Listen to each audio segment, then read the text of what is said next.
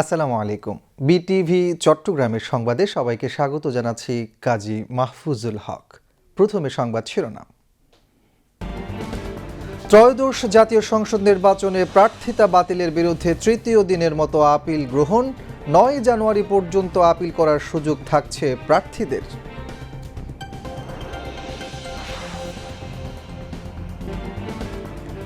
অতীতের ভুল ত্রুটি থেকে বেরিয়ে একটি অবাধ, নিরপেক্ষ ও শান্তিপূর্ণ নির্বাচন আয়োজনের প্রত্যাশা নির্বাচন কমিশনের, বললেন ইসি সানাউল্লাহ।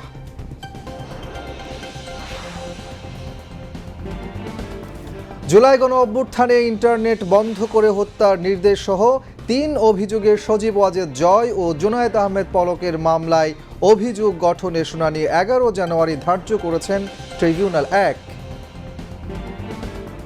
৩ থেকে ৫ কোটি ব্যারেল তেল যুক্তরাষ্ট্রের হাতে তুলে দিচ্ছে ভেনেজুয়েলা, জানালেন মার্কিন প্রেসিডেন্ট ডোনাল্ড ট্রাম্প।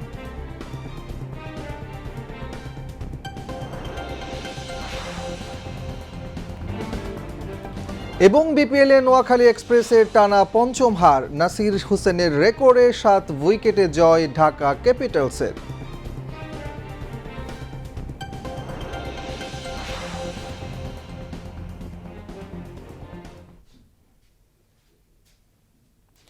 এতক্ষণ সংবাদ শিরোনাম শুনলেন, এবার বিস্তারিত। আসন্ন ত্রয়োদশ জাতীয় সংসদ নির্বাচনে মনোনয়নপত্র গ্রহণ ও বাতিল সংক্রান্ত রিটার্নিং কর্মকর্তাদের সিদ্ধান্তের বিরুদ্ধে সংক্ষুব্ধদের আপিল দায়েরের আজ তৃতীয় দিন। গতকাল পর্যন্ত নির্বাচন কমিশনে ১২২টি আপিল আবেদন জমা পড়েছে। এ নিয়ে গত ২ দিনে মোট আপিল আবেদন জমা পড়ল ১৬৪টি। রাজধানীর আগারগাঁওয়ে নির্বাচন ভবনে দ্বিতীয় দিনের আপিল আবেদন গ্রহণ শেষে ইসির কেন্দ্রীয় বুথ থেকে এ তথ্য জানানো হয়। গত ৪ জানুয়ারি বাছাইয়ের শেষ দিনে জাতীয় সংসদ নির্বাচনে ৩০০ নির্বাচনী এলাকায় রিটার্নিং কর্মকর্তা বা সহকারী রিটার্নিং কর্মকর্তা মোট ২৫৬৮টি মনোনয়নপত্রের মধ্যে ১৮৪২ জন প্রার্থীর মনোনয়নপত্র বৈধ এবং ৭২৩ জনের প্রার্থিতা বাতিল ঘোষণা করেন। তফসিল অনুযায়ী ৯ জানুয়ারি পর্যন্ত চলবে আপিল আবেদন গ্রহণ। নির্বাচন কমিশনার আবুল ফজল মোহাম্মদ সানাউল্লাহ বলেছেন, ত্রয়োদশ জাতীয় সংসদ নির্বাচন অতীতের নির্বাচনগুলোর থেকে আলাদা হবে। এই নির্বাচনে তরুণ ও প্রবাসীদের অংশগ্রহণের বিষয়টিকে সরকার গুরুত্বের সঙ্গে নিয়েছে। বিষয়টি পর্যবেক্ষক সংস্থাগুলোকে অবহিত করা হয়েছে, তারা যেন অতীতের ত্রুটি থেকে বেরিয়ে একটি অবাধ, নিরপেক্ষ ও শান্তিপূর্ণ নির্বাচন আয়োজনে সহযোগিতা করে।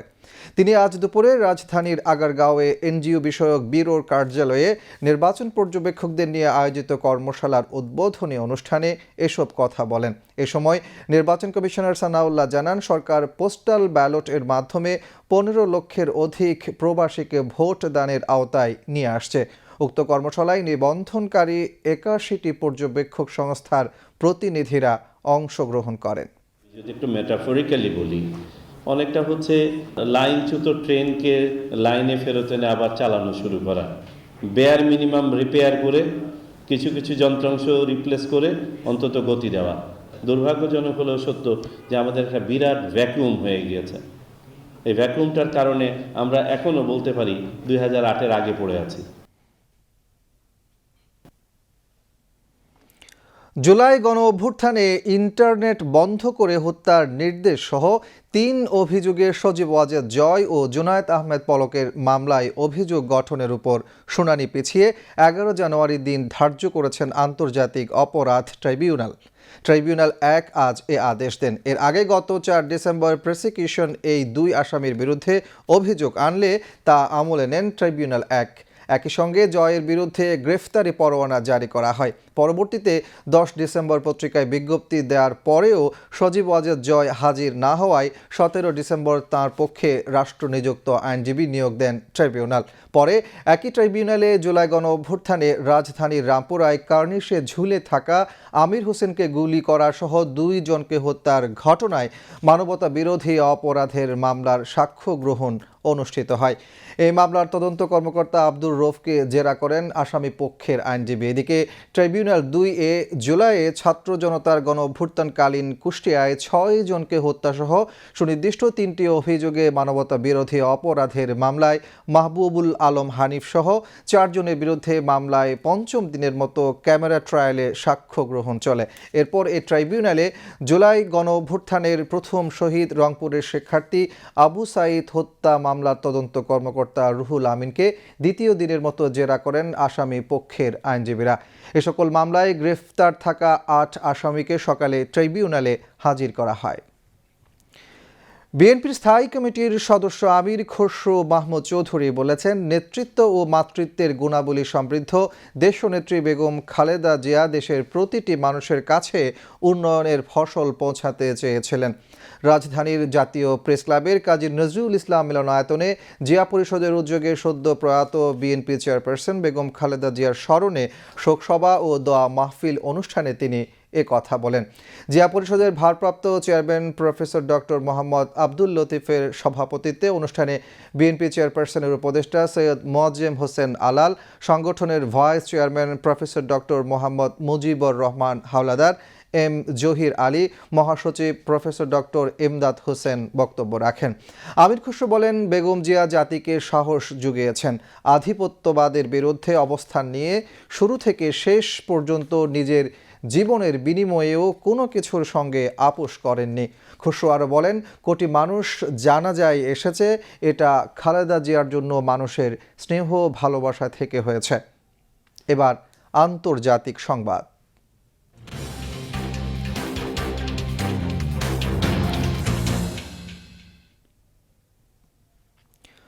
যুক্তরাষ্ট্রের কাছে $200 কোটি সমমূল্যের অপরিশোধিত তেল রপ্তানি করতে ওয়াশিংটনের সঙ্গে একটি চুক্তিতে পৌঁছেছে কারাকাস।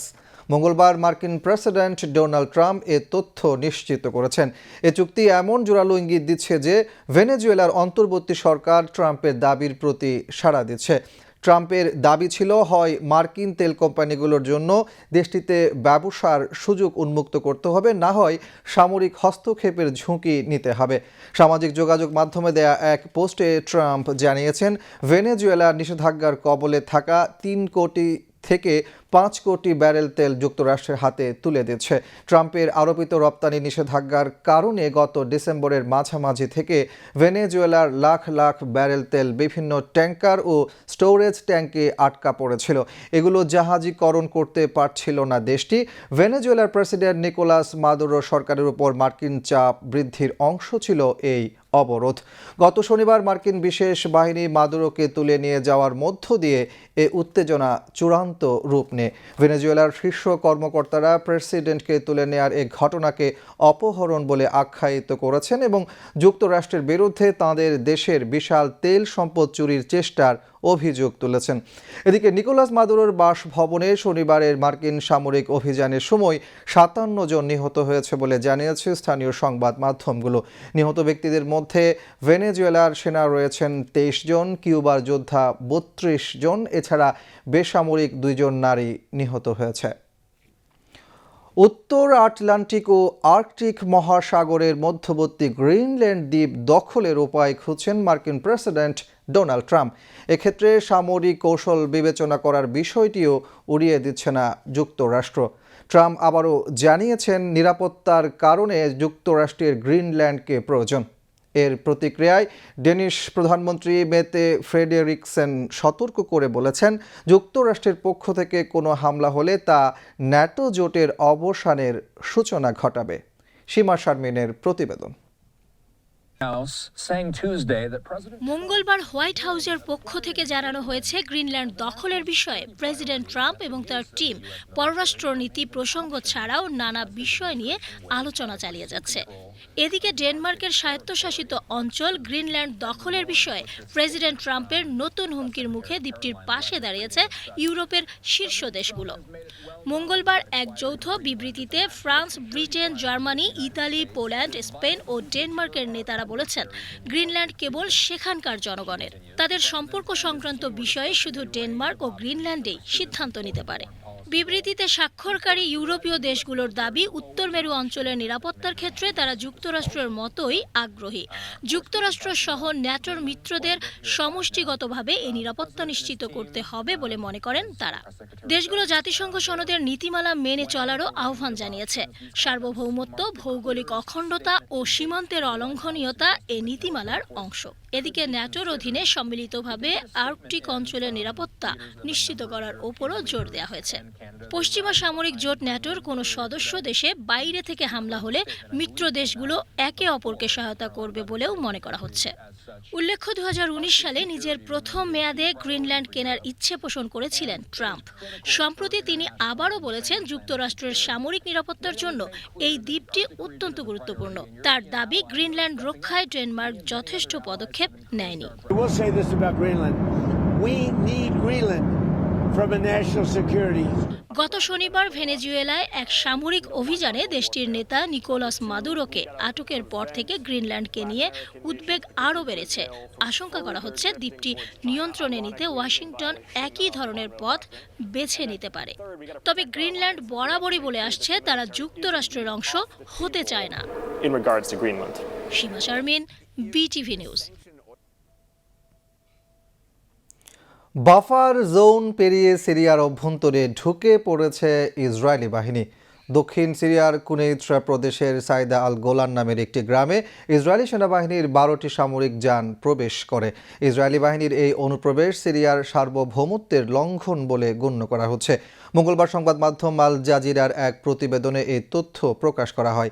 সিরিয়ার রাষ্ট্রীয় সংবাদ সংস্থা সানা জানিয়েছে, সিরিয়ার প্রতিনিধি দল যুক্তরাষ্ট্রের সমন্বয় ও মধ্যস্থতায় ফ্রান্সের রাজধানী প্যারিসে ইসরায়েলি প্রতিনিধিদের সঙ্গে নতুন দফার আলোচনা চালাচ্ছে।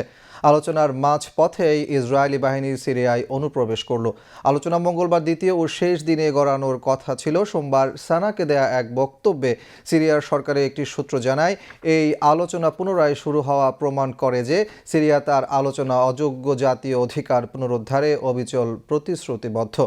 দীর্ঘদিনের সিরিয়ার নেতা বাশার আল আসাদের পতনের পর থেকে ইসরায়েল গোলান মালভূমির বাইরে সিরিয়ার আরও ভূখণ্ড দখল সম্প্রসারিত করেছে এবং দক্ষিণ সিরিয়ায় একাধিক অভিযান ও বোমাবর্ষণ চালিয়েছে।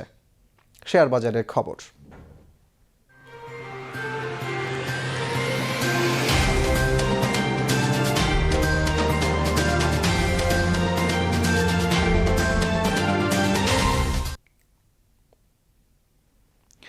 চট্টগ্রাম স্টক এক্সচেঞ্জে চাঙ্গা ভাব অব্যাহত রয়েছে। আজ শেয়ার লেনদেন ও মূল্য সূচক দুটোই বেড়েছে।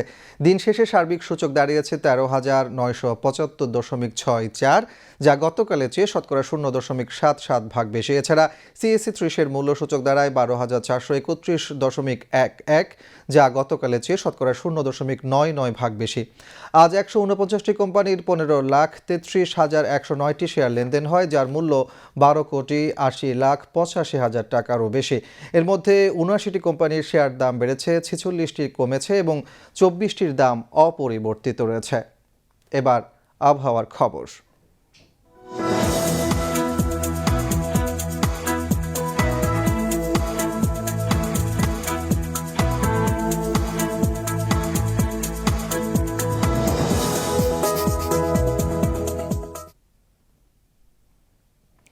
পতেঙ্গা আবহাওয়া অফিস জানিয়েছে, আগামীকাল সন্ধ্যা 6টা পর্যন্ত চট্টগ্রাম এবং পার্শ্ববর্তী এলাকায় আকাশ অস্থায়ীভাবে আংশিক মেঘলা সহ আবহাওয়া শুষ্ক থাকতে পারে। সেই সাথে মধ্যরাত থেকে সকাল পর্যন্ত কোথাও কোথাও মাঝারি থেকে ঘন কুয়াশা পড়তে পারে এবং কোথাও কোথাও দুপুর পর্যন্ত তা অব্যাহত থাকতে পারে। রাতের তাপমাত্রা প্রায় অপরিবর্তিত থাকতে পারে এবং দিনের তাপমাত্রা সামান্য বৃদ্ধি পেতে পারে। পরবর্তী 24 ঘন্টায় আবহাওয়ার সামান্য পরিবর্তনের সম্ভাবনা রয়েছে। নগরীতে আজ সর্বোচ্চ তাপমাত্রা ছিল 22.6 ডিগ্রি সেলসিয়াস, যা স্বাভাবিকের চেয়ে 3.4 ডিগ্রি কম এবং সর্বনিম্ন তাপমাত্রা ছিল 12.7 ডিগ্রি সেলসিয়াস, যা স্বাভাবিকের চেয়ে 1.2 ডিগ্রি কম। আগামীকাল চট্টগ্রামের সূর্যোদয় 6টা 34 মিনিটে এবং সূর্যাস্ত 5টা 24 মিনিটে।